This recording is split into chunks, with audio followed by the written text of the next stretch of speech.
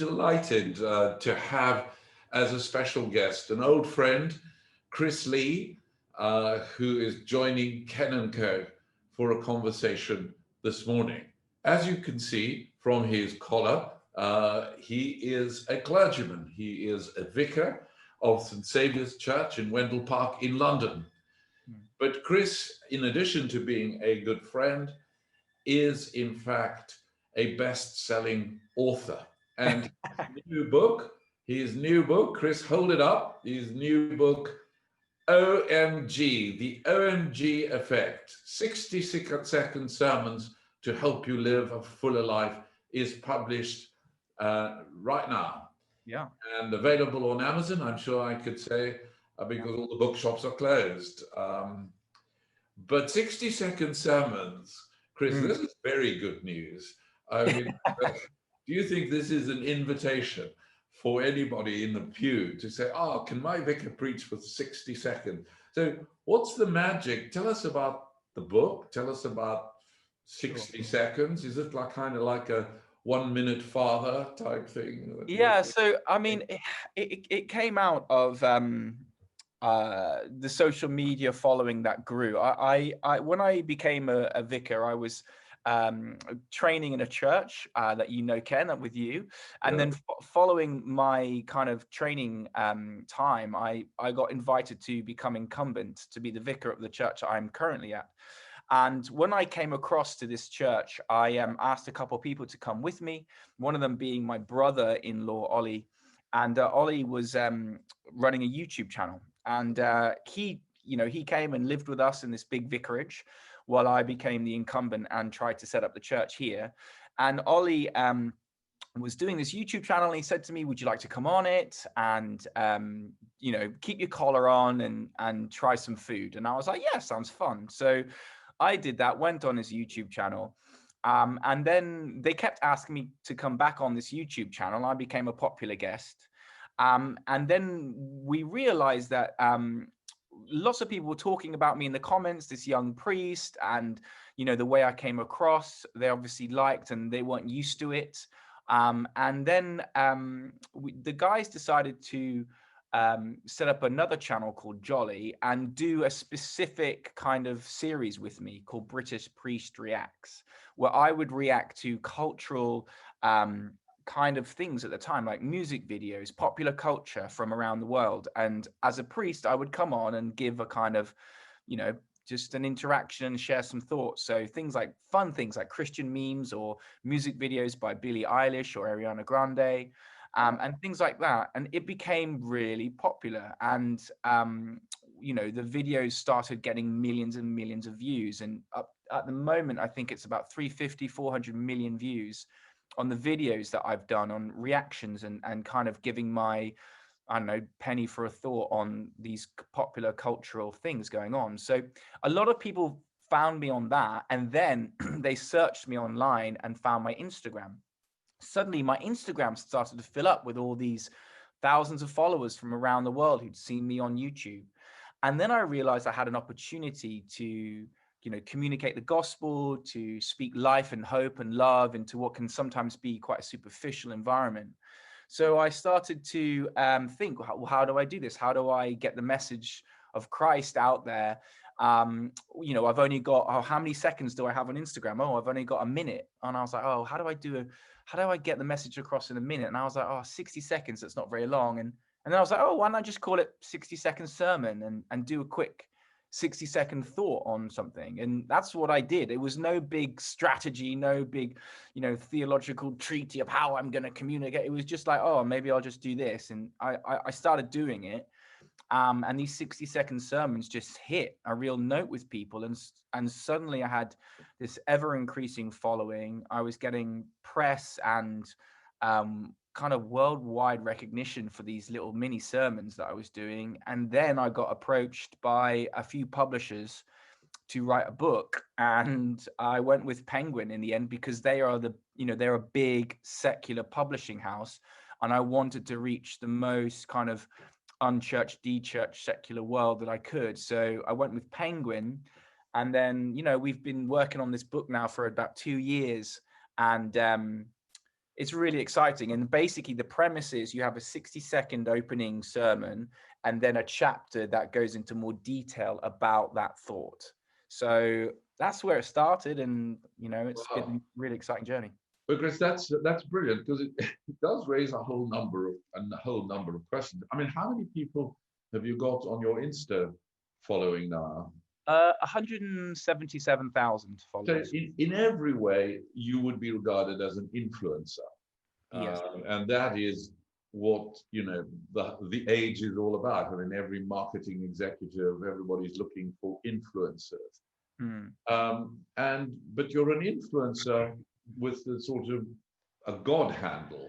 So on the OMG, the God bit, Yeah. what is the key message that you're wanting to get across, even though it's only 60 seconds? Obviously, that's a hook. Yeah. What is it about God that Mm. that interests you and that you think connects with Yeah. the people that are following you in increasing numbers?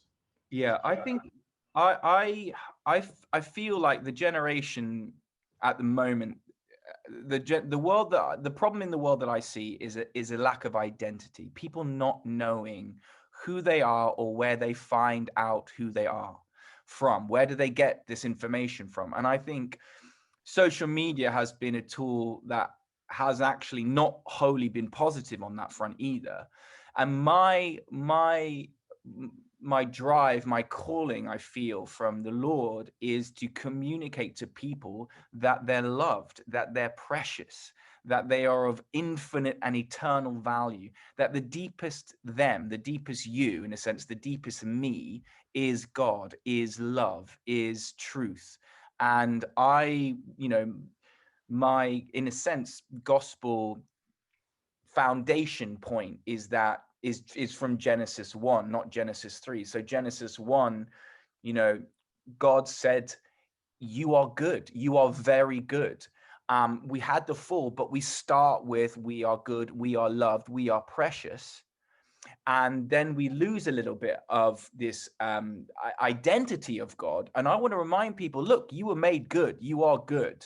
But is this Um, good? Is this good only for Christians, or is this good for everybody? No, I start from a human point, not a Christian point. I look at every human being and whether they know it or not, they're in relationship with God through the fact that they've been created and they live in a world that He created. So, you're in relationship with, your seat at the moment, in a sense, while you're sitting on it and you're relying on it, even though you might not name it as your seat, you are.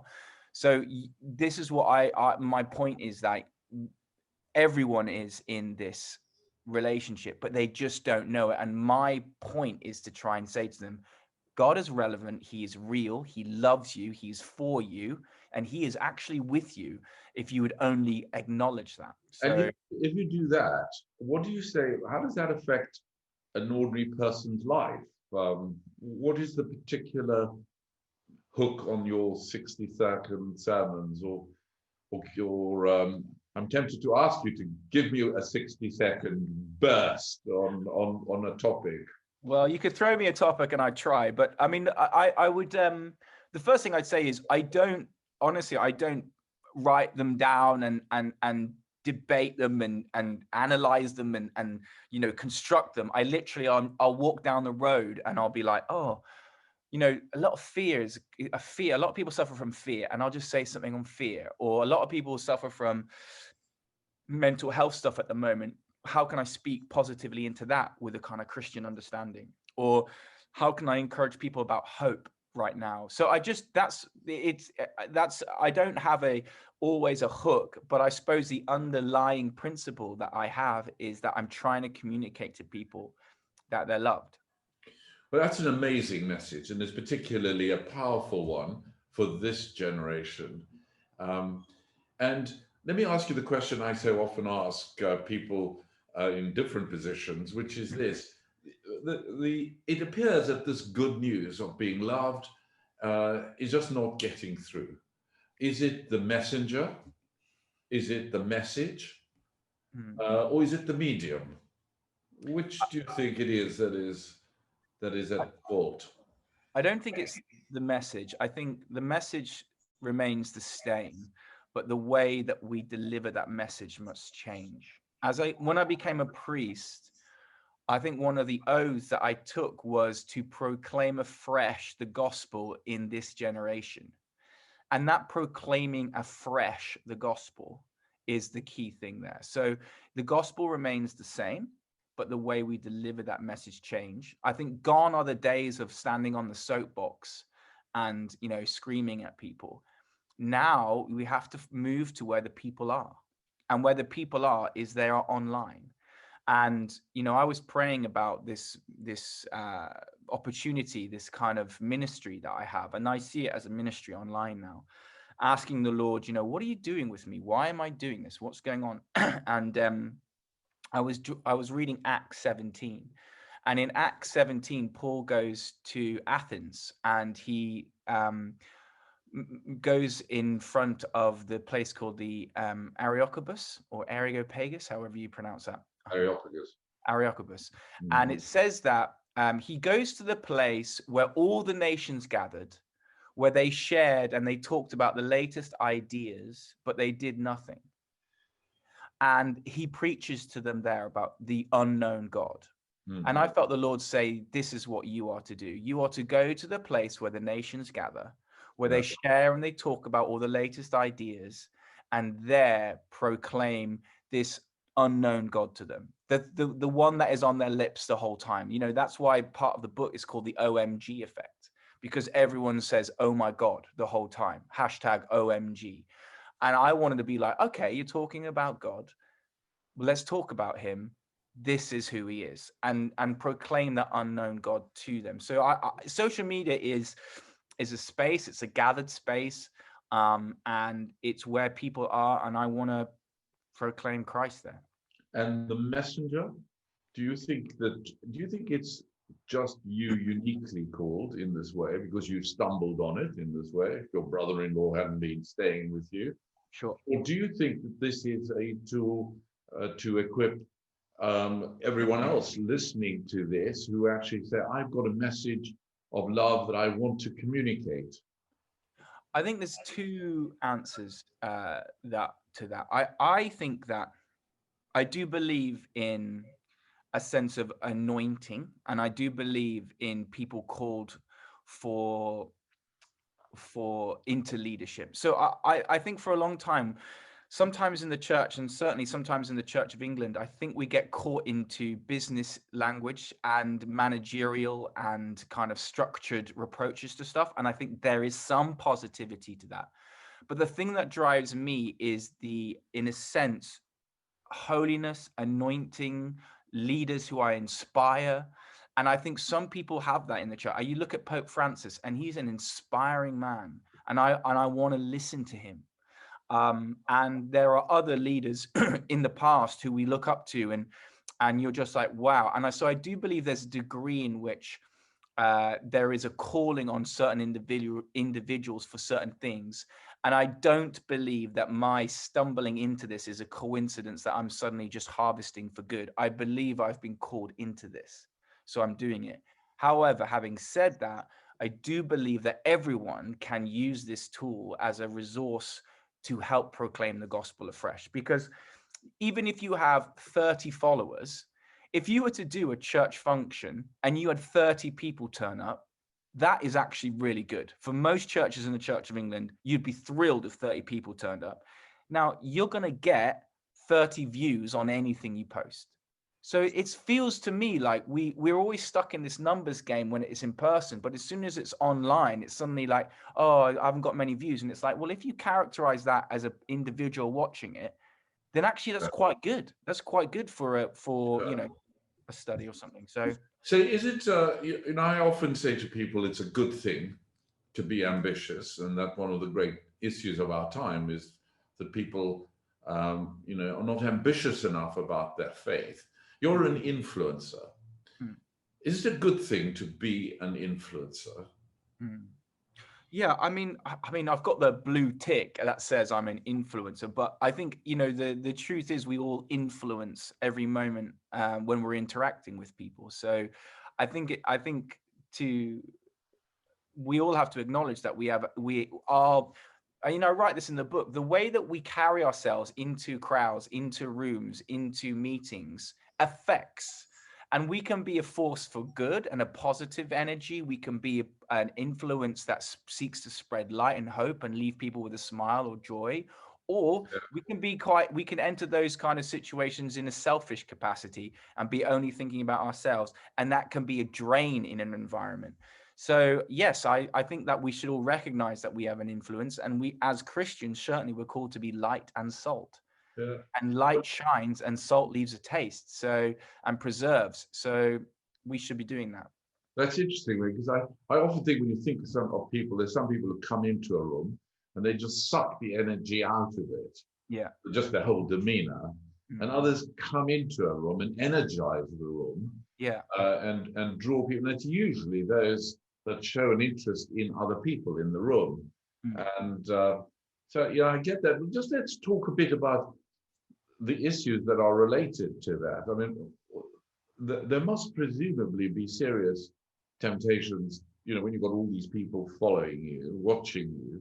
How do you manage the sort of, not being, put too fine a word on it, getting too cocky? Yeah. Not that you would, because I know you're a very humble person. I am. You know what I mean? Is I do. How do you just not being puffed up, or whatever the word is? Yeah. Firstly, I definitely have to be aware of that myself, and I can fall victim to pride. And I think pride is the mother of much sin, so of all sin, and so there is that level. Also, you have to be careful on social media about the dodgy stuff, like I'll get approached by women and men online, and there's this stuff out there that the internet is a great beast, so you have to be careful. So I try, and firstly, I don't really reply to direct messages. I might read them and I will pray for the individuals that send me them, but I don't engage most of the time with them. And also my wife, you need community. You need people around you who will just go, stop being an idiot if you start becoming one. So my wife keeps me grounded. My children keep me grounded. You're getting up early with kids and you're changing nappies. You can't walk around thinking you're whatever you might want to believe about yourself, because your children don't care, and they'll keep you humble. And then I've got good friends who, I ask to keep an eye on me, and accountability is key. And I think that I literally had a conversation about this a few days ago about, the trajectory that seems to be happening at the moment is I have to be wary that I am becoming more and more known. And that means I have to be a lot stricter and a lot more disciplined in how I interact.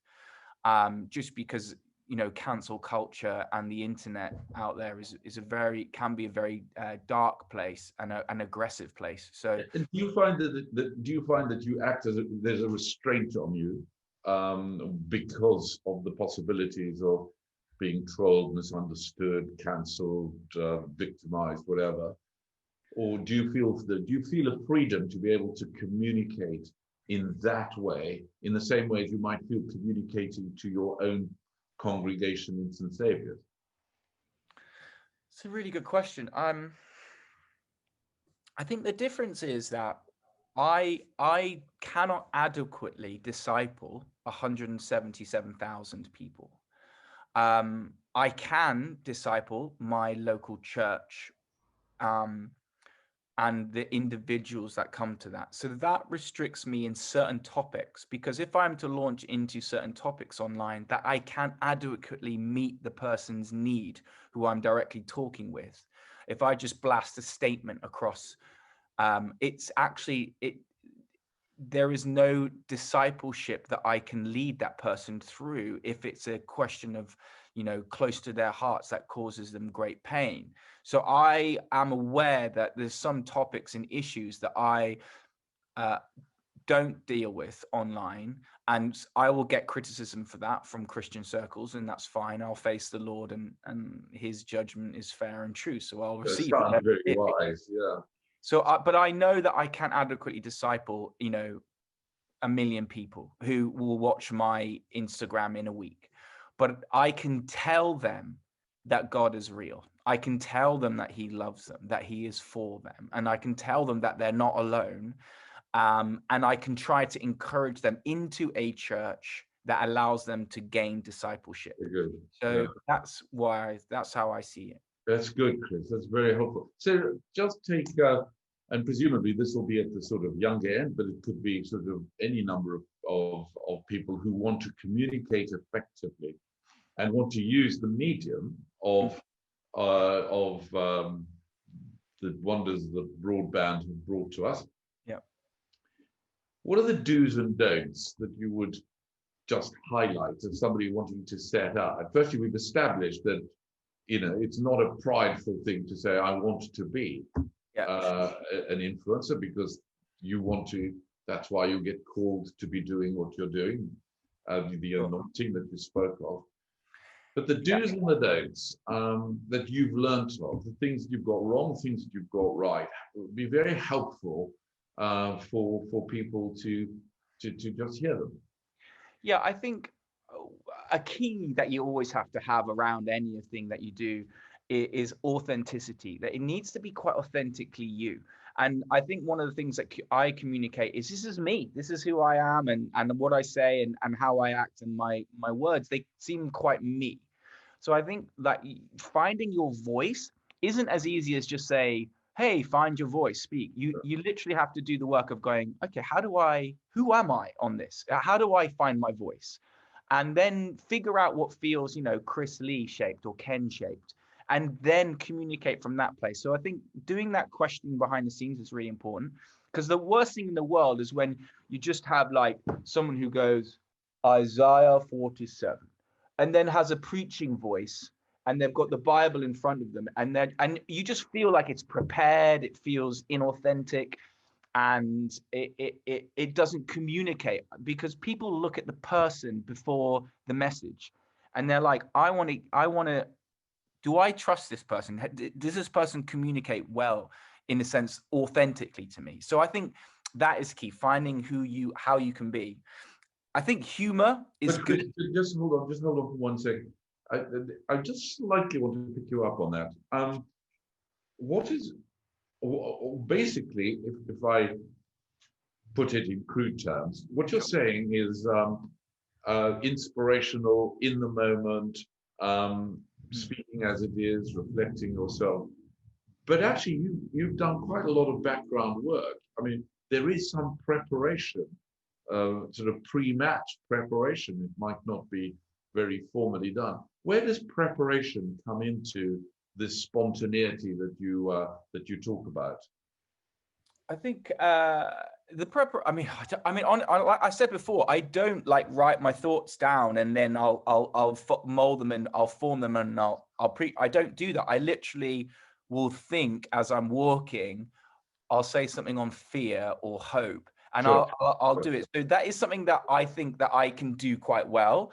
Yeah. But there is if someone wanted to do something, I think identity preparation is useful. So if you look at some of the interesting church accounts online, the Church of England, the London Diocese, and I've given some advice to Bath and Wells Diocese about their social media accounts.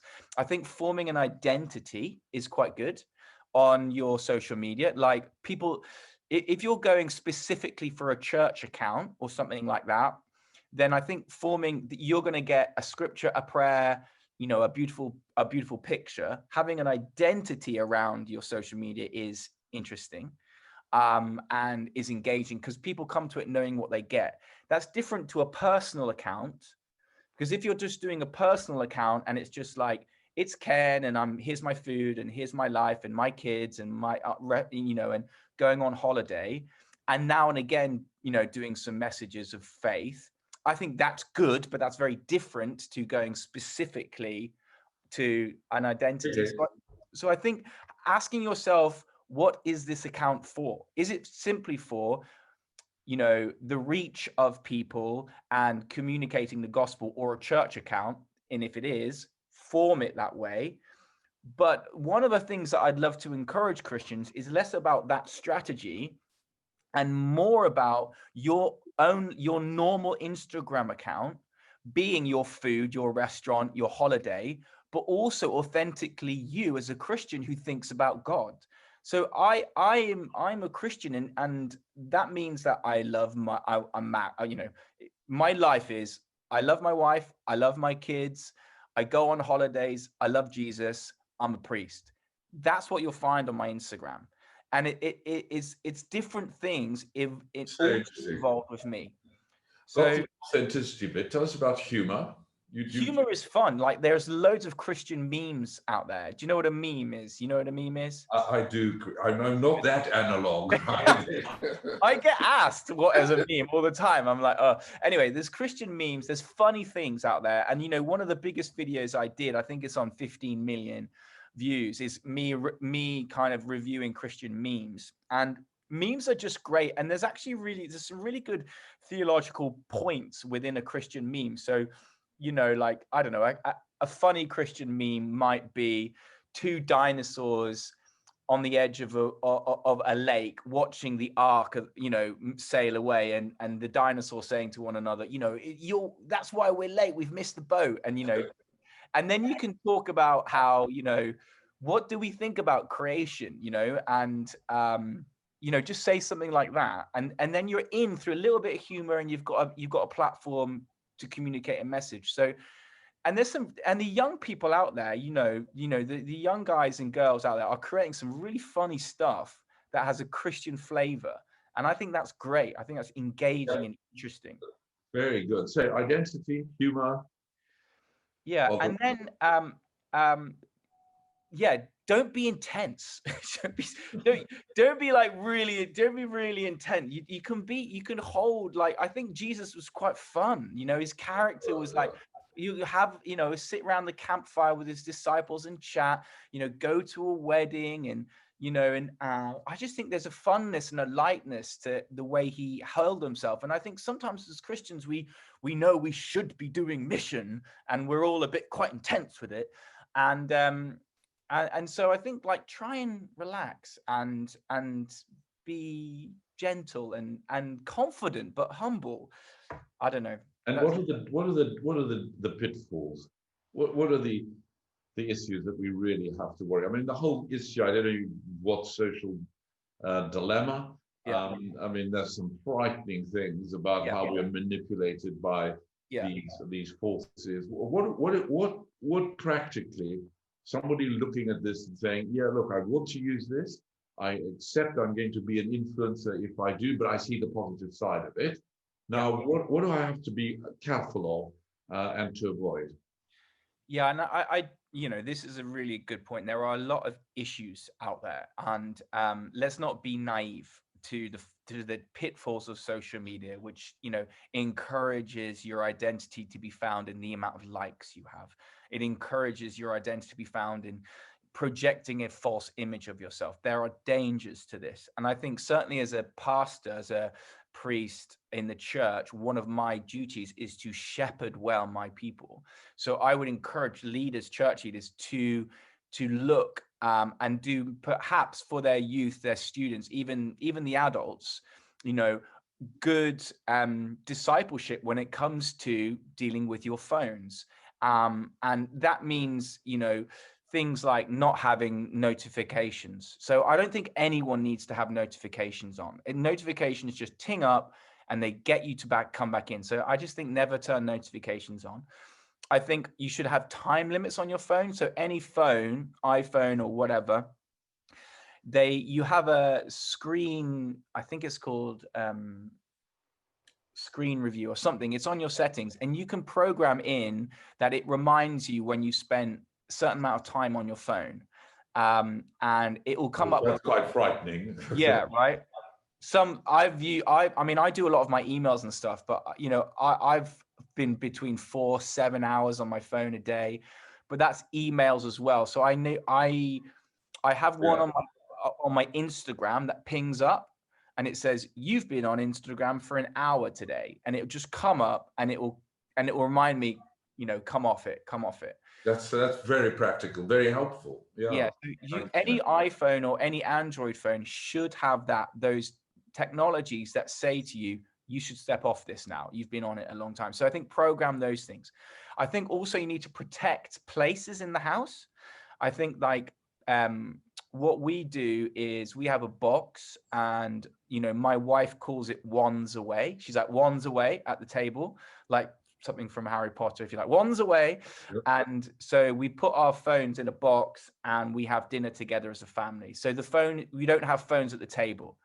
And a lot of young people are bad at it. I've got friends, and you go out for restaurant dinner, and they'll be on the phone at the meal table, and I'll just be like, don't. And that, it's like, oh, it's bad. Yeah. You know what I mean? It's bad. So I think we need to get back into a culture of protecting space from technology. So your kitchen table, your dinners together as a family. And that goes for parents as well with emails. Do you know what I mean? Like, it's not just kids with social media, it's parents on emails and checking their news apps and stuff. So we just all need to be better at it. And then I think for let's not be naive, the rise of pornography and things like that. If you're constantly on your phone, it's really easy to get drawn into that. So like for me, I try and not take my phone upstairs. I have my banister's quite a big banister. The phone stops at the bottom of the stairs. If I need to go up, I'll go up to my bedroom, but I won't take my phone. So and then there's blocks on my phone as well. So I think you just have to be wise to we're called to be as wise as serpents, as gentle as doves. So, we need to be wise with these things. So yeah, that's what I would say. So, Chris, this is incredibly helpful because it's practical, and of course it's into the world. And when you look at the way, I mean, I often describe those huge advantages of broadband on the one hand is so enormous, and burnout on the other side, which is caused by, in many cases, by the broadband, and people are on that spectrum. Tell us a bit about burnout and a generation that is just burnt out on either the issues that arise from identity on or absence of their social media, or because it is so governing our lives. What do you think? Yeah, I mean, I think burnout is an issue for all of us, and the key for me in dealing with burnout and dealing with exhaustion is prayer and contemplation. So for me, spending time in silence, for a secular world, they call it meditation, breathing, but I call it contemplation and prayer. And that's what I do. I use, just before I came on, I just stilled myself. Just before this call, stilled myself, breathed in, thought on God, and just got myself into the right frame of mind. Because I set up this thing called Young Franciscans, which is about kind of new monasticism for young people to help them to pray more and to have a structure of faith around their lives. So I deeply believe that it is through prayer, stillness, the acknowledgement of the great anchor that is Christ in us and in the world, that brings us back out of an inward cycle of just intensity, and allows us to be aware that we are a created being and greatly loved, and breathe again and go into the world. So I think we need to have those times, and we need to prioritize them. We need to say, this is like my cup of coffee in the morning. I'm going to pray. If that's 5 minutes or 15 minutes, I'm going to do that. And Chris, you don't strike me as being a monk in this sort of monastic. Is this monastic tradition, you're Franciscan? I imagine it's a reflection of of St. Francis and Yeah. a life of, does that apply to the sort of unwashed like me and others who go to work and live outside of a church and a vicarage, or is it the special preserve, the contemplation Yeah. for the specially For select, the elect few. the elect few got their dog collars on? Yeah, no, we are, a priesthood of all believers, Ken. The beauty of prayer is you can do it anywhere, anytime. I mean, there's some, funny enough, sometimes technology can help with this. You've got some great apps like Lectio 365 out there, things that just help you to have stillness and take a breath and encourage you to pray. So, you can pray anywhere, anytime. If you're on the way, if you're traveling on the tube in London, when you get on, you don't just go on Spotify, stick your earphones in, put your earphones in, but just sit and take a breath and be aware that God is with you. You can do that anywhere, anytime. And it's not just for the elect few. I think it's for humanity. I think that separates us from everything else, is that we can say, I believe and know God exists and I can pray to him. I don't think any other creature can do that. And I think that's a beauty of being human. So, and it's an advantage of what our apps can give. I've mentioned to you before, Glorify, the app that I use in the morning, because it's developed by my son. I'm very proud of it. But what it does do is it pulls together music, reflection, contemplation, as you would call it, but in bite-sized forms. Now, is there anything, do you think it's all right to snack on God, if I can be irreverent, or do we have to have long sessions? How do you do your praying? Do you pray for 3 hours in the morning and then wake up? To be honest, I wish I did. I don't. So I have a rule of life. So I'm a third order Franciscan, and my rule of life says that I commit to praying at least 10 minutes a day. So the things that I try to do are just, the first thing is to remember God, honestly. So one of the things I do, as soon as I wake up in the morning, my alarm goes off, or whatever it is, the first thing I utter in my mind is, I praise you, God, or I love you, you're good. I say something. The first thing that utters from my lips is a praise or an acknowledgement that God is there. So then that's how I start, and it sets me in the frame of choosing that. And then ideally what I would do is I would then come downstairs, get a cup of tea, and I'd sit in, this chair here behind me, and I'd just be still, like acknowledge God. The psalmist says, be still and know that I am God. And I think there's something beautiful about sitting still. And I write, plugging the book again, but I write a chapter on prayer in the book, which I'm really proud of. In fact, if you were to ask me what's my favorite chapter, it's probably the prayer one. And I talk about, that stillness that is basically saying, God, you are here, and knowing that truth. And then I sit, and there's many different ways to pray, and I love that. I practice something, and my young Franciscans have practiced something called centering prayer, which is developed by Thomas Merton, and his name escapes me. Anyway, the idea is you sit still, and you have a word like holy or God or love or Abba.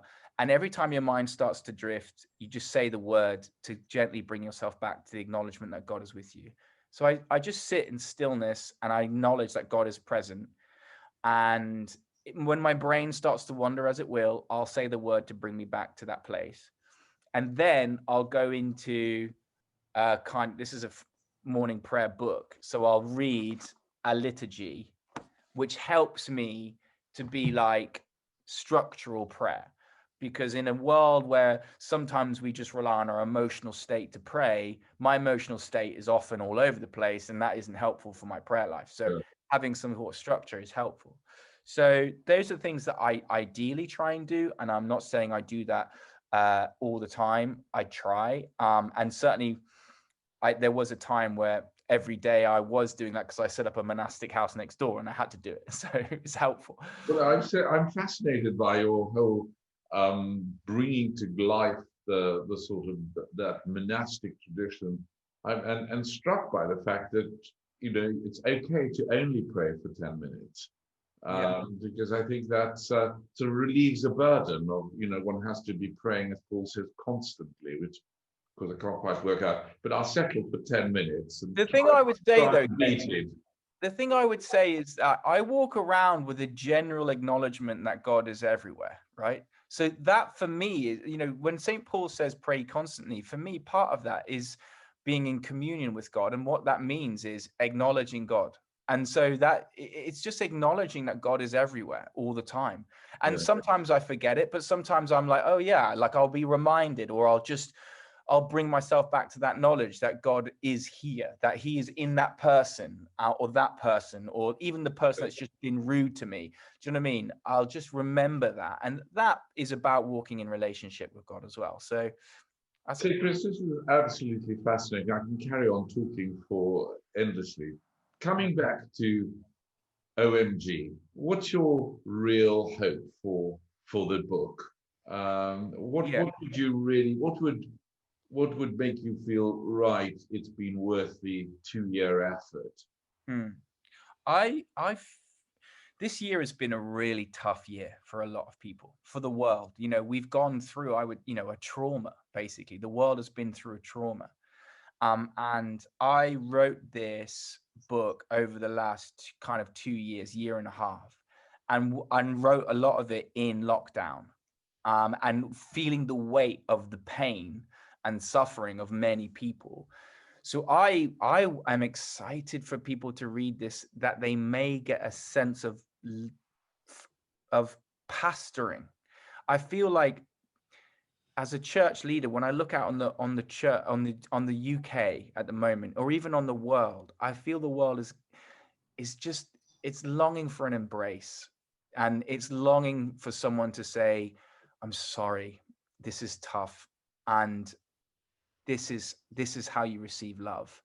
And I just know I want to do that. I feel like I was reading a psalm, or I can't remember the scripture, maybe you know it, but you know, it says, comfort, oh, comfort my people. Yeah, Isaiah.